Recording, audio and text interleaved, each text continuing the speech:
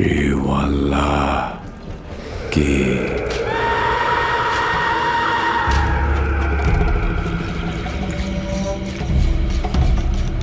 Shiwala Ki.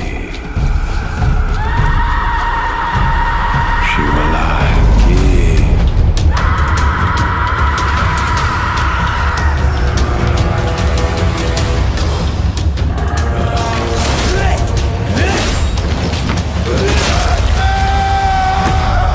Let the hunt begin.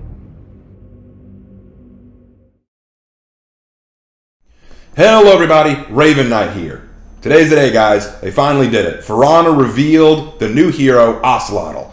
I am so honored to have been able to sit down and watch this Warriors Den live with you guys. So many of you guys showed up to watch it with me, and I can't thank you all enough. You made it so much fun. Got to see some really cool stuff, and also got to see some kind of cringe stuff. And I'm really grateful to all of you, but I know that a lot of you out there didn't get to watch it with me, or you didn't have time to see it, or you just don't like sitting down for 2-hour-long videos, and I get it, and I'm glad you're here, because in this video, I'm going to break down just about everything they said in the Warriors Den, or at least all the important stuff that you need to know. I'm going to tell you what I think about the Ocelotl hero, what I'm looking forward to, what I'm worried about. We're going to have a good time. But before we get into the new hero, let's talk about some of the other stuff that's coming on July 27th. Yes, all of this is coming July 27th, so 1 week from the Warriors Den. Let's talk about it. First of all, coming to console for Honor is going to be Performance Mode. Now, what is Performance Mode? Performance Mode is going to be a new setting quality that can be done to the game for console players, where they can basically adjust their graphic and frame rate standing. By sacrificing some graphical quality, they're able to up their frame rate, making it easier for them to read attacks, potentially get light parries or deflect, stuff like that.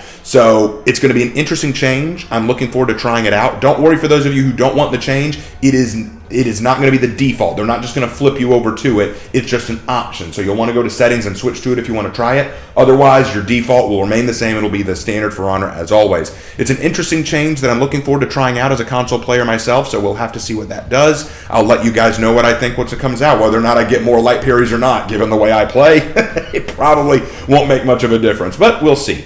Also, we got some new patch notes. These are going to be important patch notes to take into consideration, even though they're very minor. Only 3 heroes are getting minor changes. Jormungandr's the first. Jormungandr is getting a minor nerf to damage on their Hammer Slam by 4 points, and they're taking away flow into chain on his bash if missed. Honestly, this is fine. Jormungandr's change isn't that big of a deal to me, or probably not to anybody else anyway. Centurion is getting a minor buff. He's getting faster hyper armor quality to his charged punch, and I think that is fine.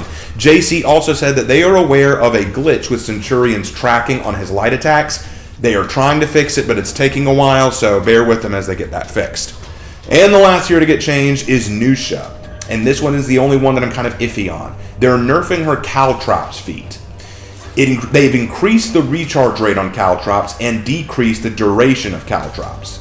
That's not a great idea in my opinion. JC argued that Caltrops were too strong as they were, and I argue that they're a double-edged sword. Caltrops are most effective in the minion lane, but they damage your own minions as well as your own allies if they're in range. They do very minimal damage while applied and can be easily rolled out of if you're the enemy. I personally think this nerf was unneeded, though it doesn't kill the character for me.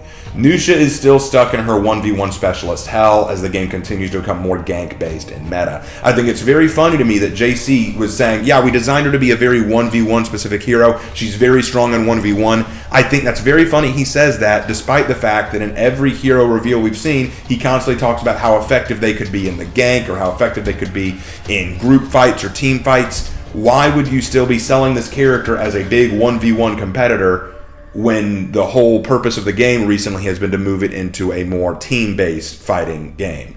Not complaining, but what I'm saying is I really feel like Neza's direction should be changed a little bit if the meta is going to continue in this way. And nerfing Caltrops like this I don't think is the right solution, but that is just me. As I've said many times before, I'm not as knowledgeable about the mechanics of the game or the balancing of the game, so I will leave that to wiser heads than mine to take a look at.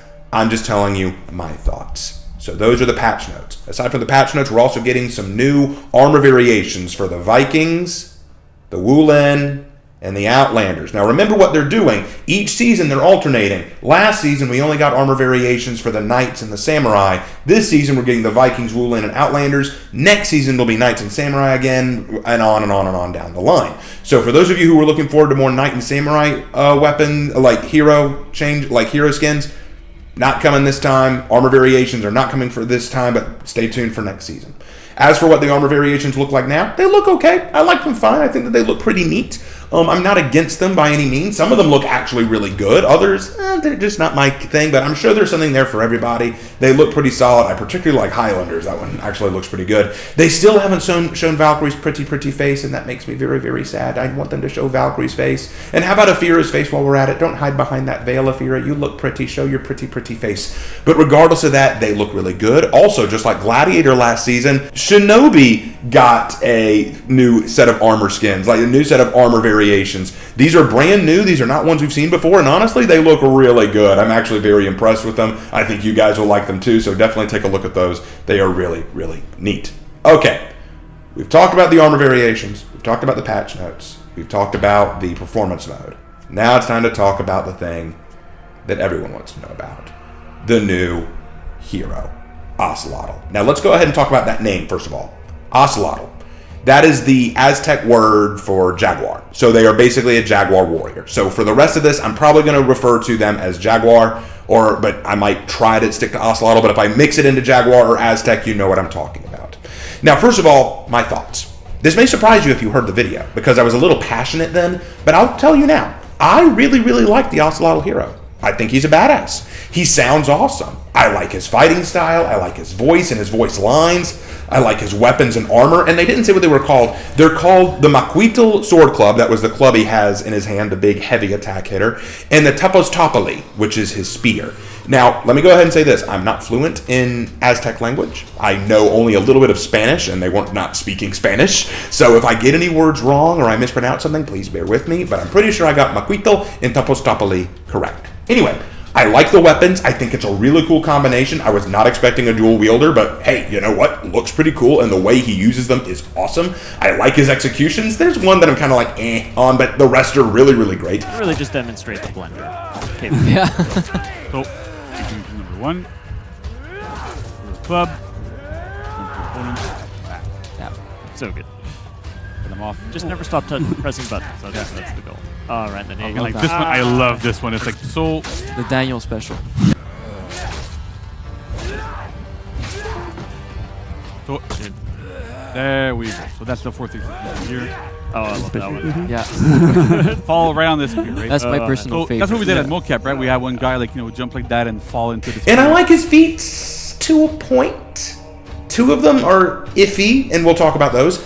The only thing that really bothers me about him is his lore. It is not great. They kind of went the exact direction I went. In fact, they doubled down on this direction, and we will talk about all of that. But before we do, let's discuss the good. Let's talk about why I think Ocelotl might be one of the most fantastic heroes we've gotten in a while. First of all, his design is amazing. Looking at his armors and his weapons, he just looks superb. The design team outdid themselves with this guy. It's clear that they really put a lot into putting this guy together and making him look solid. I love it. His fighting style is creative and unique while not being overpowered. Essentially what he has is he can use an infinite combo of lights, heavies, zones, and bashes. And he can keep it going until he repeats a move twice in a row, like 2 lights in a row would end a chain, 2 heavies in a row would end a chain, something like that. Now, depending on what he ends the chain with, it may have a different property. Zones will always be hyper armored, but if it's finishing with a zone, it might be a little bit slower in the hyper armor, His heavies, if they're a finisher, will be unblockable. His lights don't have any properties, but they do come out pretty quick, and I like the fact that if he does 2 lights in a row, the first light will be a slash, the second light will be a stab. So I really like that. I think that's very creative. It's very well done what they did. He also has a Prowler stance. Now, what is the Prowler stance? Do y'all know how Shaman can kind of jump back into a pouncing position? He can kind of do the same thing too, but with some difference. What he does is, while in this stance, he can move around. In fact, he can move around a little faster than he normally would while in this stance. But he has no guard. There's no guard, so he cannot protect himself. But what he can do is launch himself doing a forward overhead heavy attack which, if landed, will grant, if I did my math right, 24 points of damage.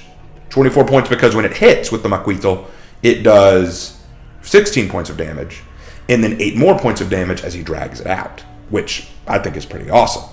One thing that I also liked about his attack style is if it's a light attack, it will always be with the Topos Tapali, the spear. But if it's a heavy attack, it will always be with the Maquito, which is his club.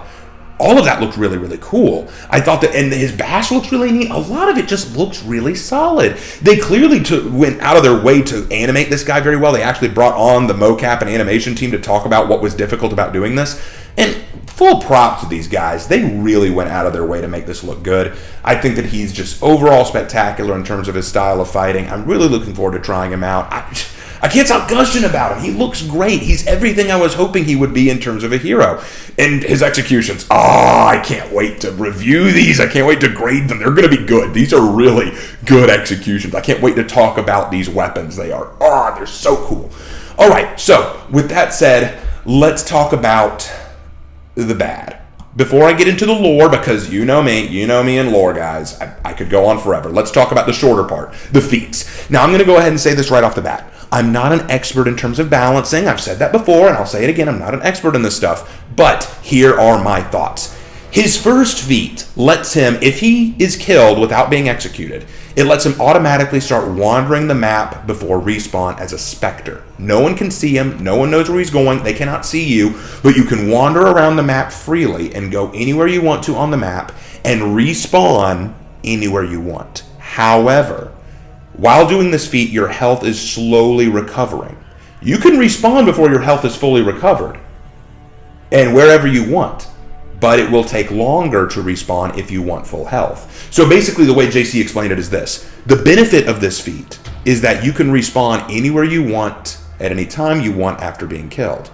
The downside is you will not have full health unless you wait a much longer period of time than normal. You have to wait a longer time to respawn if you want full health with this feat. And frankly, while I think that there are problems there, I think that there are some potential problems I foresee with this, I don't think it's game breaking. When I first saw it, I overreacted. I admit, I freaked out. I was like, what? There is no way. This should be a fourth feat, or it should have a nerf or something. There has to be some kind of drawback to it. And I still think that it's a little iffy. I think it's going to cause some controversy. I don't know. Other people are saying that it's really cool, but I've also heard people say that it's really bad. I will defer to better minds than myself to consider this. From my way of thinking, I see potential problems. But JC did say that they were going to keep an eye on the feat to make sure it's not broken, to make sure it doesn't have any problems. So they will be keeping an eye on it. That's good enough for me. JC usually does a pretty good job. So that's the first feat. His second feat gives an enemy who kills you a shield debuff and reveals their location on the map. So in other words, if an enemy kills you while you have this feat, they get a debuff and people can see them. That's pretty good. I actually like that feat. I think that's pretty decent. The idea is they want to make it punish you for killing the Ocelotl. And I don't know if I like that at all. I don't know if I like the idea that you're being punished for getting your win. Like, it's kind of like, hey, look, I finally killed this Ocelotl. Man, he was tough. Here's your punishment for that. Like, what? Like, I feel like I should be rewarded for that, shouldn't I? But regardless, that's just me. I do like something about it. I like that a lot of these feats have to do with death and life. The Aztec idea of life and death is being brought out culturally in these feats, which I can appreciate. I just think that, I don't know if that, I think that I could see some problems there. His third feat grants you an attack and speed buff when you kill an opponent, which is fine. I don't have a problem with that feat. That's fine. His fourth feat, though, is the one that I think a lot of people are going to have some problems with. Essentially, you throw a projectile at your opponent, a spear with a rope on it, that applies bleed to your enemy, and you yank them to you, Scorpion style, and you get a free guard break when you do. And bring people back to me, right? Sure, yeah. So what do we do here? We throw the spear, get the opponent back to you, and then you get into a guard break.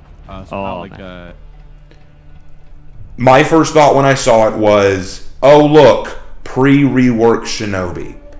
Why did we rework Shinobi again, guys? Because that crap is stupid. I think the fact that it applies bleed, the fact that it does a lot of damage, the fact that it grants a free guard break, I don't know, guys. I don't like that. I think that's going to need some kind of nerfing. I don't like that at all. Now, y'all may disagree. Y'all may say, no, it's totally fine. It's totally good. And I'd love to hear your thoughts as to why it's good. But from my perspective, looking at it, all I see is, didn't we deal with this problem with the Shinobi rework?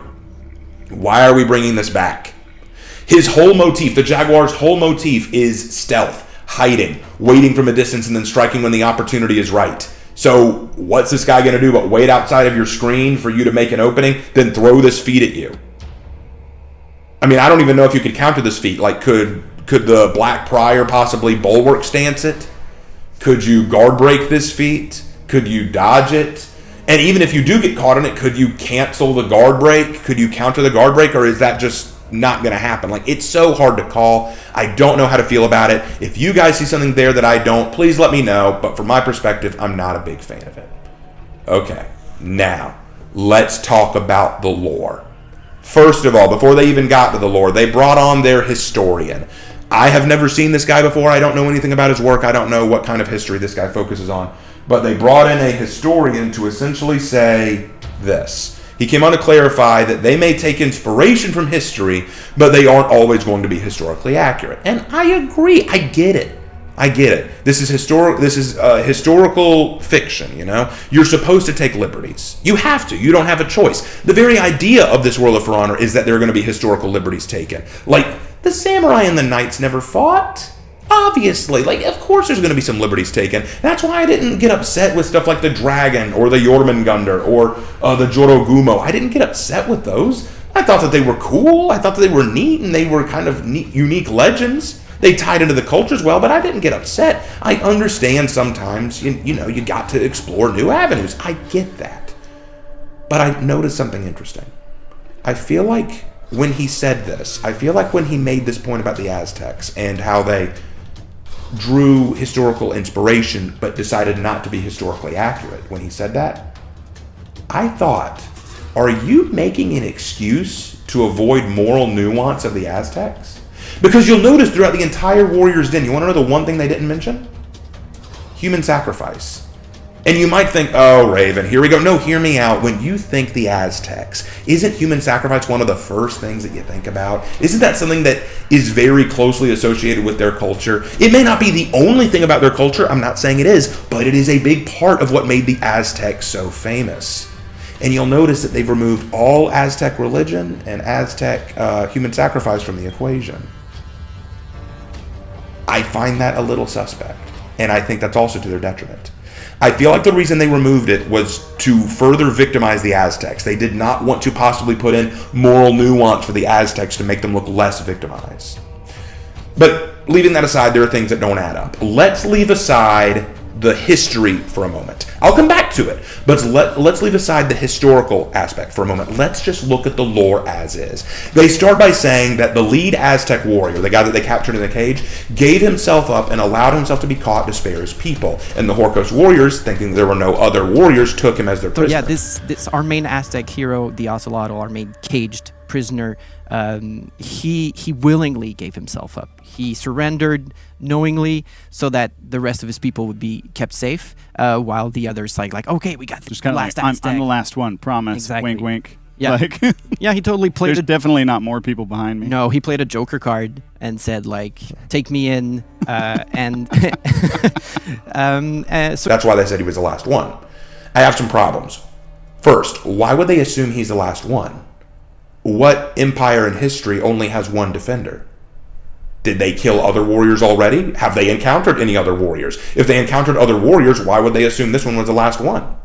And if they encountered other warriors, how come those other warriors didn't get any kills? How come they didn't strike the fear of the Aztec gods into these people? Second, why would they not double check this? If this guy just says, I'm the last one, don't kill me, I'll come quietly, why didn't they double check? Why didn't they say, hold on, you stay right here, we're going to check around? Wouldn't they go looking for other jaguars? I feel like that's what I would do. Third, why accept his surrender? In the lore, in what he explained in his teaser, he said that they took children and innocent people and lined them up and butchered them and laughed as they killed children. They laughed as they killed children. And all I can think is, okay, you laughed while you killed children. Why would you even accept this guy's surrender? Why would you accept that? He's clearly a threat to you. Why accept it? Just kill him and bring his head back. You can say, this man was a truly dangerous warrior, Astria. It took everything we had to kill him. That's all you had to do. You don't have to bring him back alive. Doesn't make any sense. You'll kill children, but you'll leave this guy alive for what end? Wasn't the gold enough? And then finally, why on earth would you even surrender? I'm talking to the Aztec here. If you have an army, because here's the thing, what they said was he tried to save his people by offering himself up, but the rest of the Aztec warriors were in hiding trying to protect the people. Okay, cool, but here's my question. If you have an army, why not attack this smaller force and destroy them on your own turf and where you have home field advantage? Think about it. Let's say that Horkos has 1,000 soldiers. They probably don't, considering the size of their fleet, but let's pretend they do. Let's say Horkos has 1,000 soldiers. You must have more than that. You must have 10, 20, maybe 30,000 Jaguars. You're telling me you couldn't take on this force? And you have home field advantage? This was a pointless tactical decision. You have the numbers and the terrain on your side. Why not use it? Why not take advantage of that? You could curb stomp them here and take away the problem. Why even go with this tactical decision of, hold on, let's fool them. Let's convince them that I'm the last one, and then they'll leave, and then we can tail them back home. Why? Why? We'll talk about that in a second, because then they move on with the lore and say, the rest of the Aztec Jaguars arrive in force to get revenge. Well, that makes less sense. So now he's just lying in wait. We know the execution's coming at sunup, but actually, what he knows, is that his people followed him. They followed him back to Heathmore. They're coming, and they're here to exact brutal vengeance. I think that's the name of the season. That is the name of the season. Oh, we said the thing. That's a lot of confidence, simply putting your life into the hands of your friends, and oh yeah, they'll be there on time. Why go to the Lion's Den? Back in the Aztec Empire, you had the numbers and the home field advantage in your own lands. You had the jungle. You had home field advantage. Why then did you take the fight to Heathmore, a land you've never been to, where you may be outnumbered and outclassed? Unless you assume you could take these warriors. You don't know what you're up against. You don't know how many you're up against. You've left home field to go to the enemy's location, and you don't know what's waiting for you there. That was ridiculously dumb, tactically speaking. And then, but you may argue, no, they only followed because they wanted to save their leader. Their leader didn't plan to be rescued. That's not true, because we know the leader was laughing, saying he knew what was coming. But let's assume that you're right, that the leader didn't plan for them to come save him. If the leader sacrificed himself for his own people, why not let him make that sacrifice? Why risk your warriors for this? Why not up your defenses, try to rebuild your city, help your people, and prepare in case they come back? That would be the wiser choice. But then later they say the Aztecs destroy the festivities that Horkos was throwing and begin killing people en masse. Everywhere. It's cool like that. And I think there's a lot of that narrative that's been baked into the map realization as well. So what are some things that players can look for? Absolutely. While you're playing, keep an eye out. We have a lot of dead conquistadors. It's some gruesome, some, not to say not gruesome, but also slightly Quite comical. creative. Let's say that. You might. Pretty sure I saw someone inside a snake. There is a snake. There's a guy leaking from the chain right there. You So probably shouldn't be leaking. That's not a good thing. Don't leak at Ubisoft. Yes. Yeah. there's plenty more. Just keep an eye out because we're telling the story of the Ocelotl who arrived in Heathmore, and they're leaving no stones unturned. As well they should. As well they should. Yeah. Okay, but why do this? If your whole motif is stalking, prowling, and guerrilla tactics, why engage in open combat when you don't have the armor or weapons of the enemy? Why not hit small towns and villages? Why not practice your guerrilla tactics? In fact, we'll talk about this. This could have been better. Watch this. I'm going to show you what they could have done. Okay, what if, follow me, what if the Aztecs tried to fight Horkos at first when they arrived in the Empire, but the battle was a stalemate or things weren't going well? So they started making sacrifices to the gods, and this sight terrified Vela. Conquistador Vela? So she wanted to pull out. And when their leader offered himself up to them, Vela was like, okay, yeah, we'll take him. She just took him because she wanted something to show for her trouble. She wanted to just get out. That would tie into her fear of the Aztecs and why she was hasty to return. And realizing their fear, because the Aztecs would be like, oh, she's pretty scared. Did we scare her with our sacrifices? The Aztecs could use this to launch attacks on Heathmore.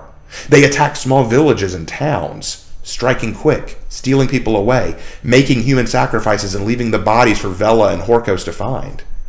They then use this fear tactic to strike more fear into Vela and Astria. And then while they're in full panic mode, that's when they attack. That's when they hit. Okay, what about another option? What if Horkos knew that there were warriors? What if Horkos knew that there were more warriors, right? They saw this guy saying, I'm the last one, and they're like, nah, there's more of you.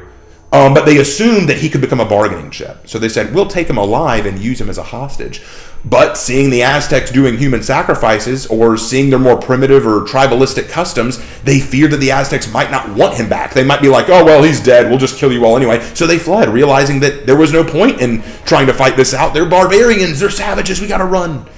Or here's another option. What if the destruction that Vela caused, like all the destruction that she did to the Empire, convinced the Aztecs that the gods were angry and sacrifices were needed? So the leader allowed himself to be caught, so it would lead him and his people to Heathmore, so that they could find more sacrifice fodder to appease the gods. That would explain the stormy night sky over the festivities, since it's about the gods being angry.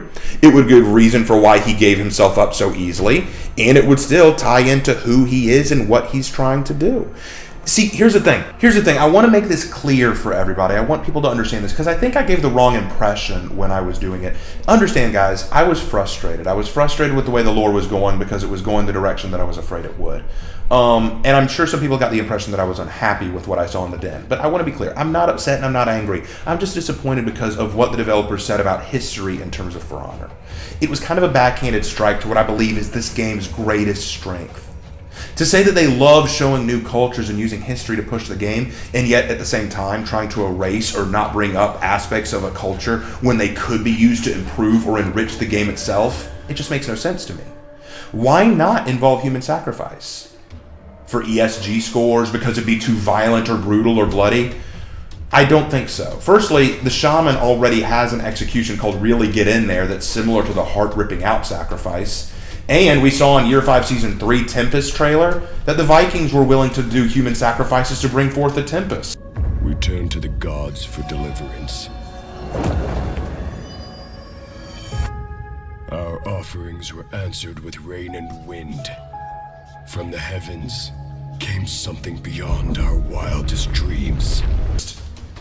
This isn't something For Honor has shied away from in the past. They've done human sacrifice and things similar to this before. The only reason I think they are shying away from it or trying not to mention it is because it wouldn't be PC enough, or it would take away or detract from the victimization of the Aztecs. And that's horrible priorities. I want to make this clear. I think the hero is amazing. I'm excited to play them. And I think that they may be one of the most cool heroes the game has seen in a while. I love so much about them, from their fighting abilities to the potential of their feats to their weapons to their look. Everything about them is so cool. I just think it's unfortunate that we are mollifying and watering down historical truth because it's inconvenient. Don't tell me that we like to share new cultures with you while you're deliberately ignoring aspects of that culture you're not fond of. As said by Professor Clover in One Piece. Be it good or bad, mankind has the responsibility to accept whatever their history may hold. As long as we don't succumb to fear and ignorance, we will be prepared for anything that may come. And that's true. Here's the thing. I've had a couple people come to me and say that this is historical fiction. It's alternative history, therefore they're free to make creative decisions. And I completely agree. I just don't understand why this decision was made. Especially when you realize that by going this direction, you could have really explored some fascinating stuff. You could have even added a sense of nobility to the human sacrifice. You could have added a sense of honor to it, a purpose, a different perspective. That's what I wanted to see. That's what I was hoping for. And I didn't see it. And I admit that made me a little bit sad. But overall, am I excited about what's coming? Oh, I am so excited. This is going to be incredible. I cannot wait for July 27th. It's going to be so incredible. I hope you guys are excited too. It's going to be a great time. With all that said, guys, I want to thank you so much for coming to this video. I hope you got what you were looking for, and I hope you understand what's coming now on July 27th. Are you excited for the Ocelotl hero? Do you agree with my position on them? Do you think that they're awesome, but the lore's a little weak, or do you think the lore's okay? Let me know down in the comments below, respectfully. And I will see you in my next video. Take care. Let the hunt begin.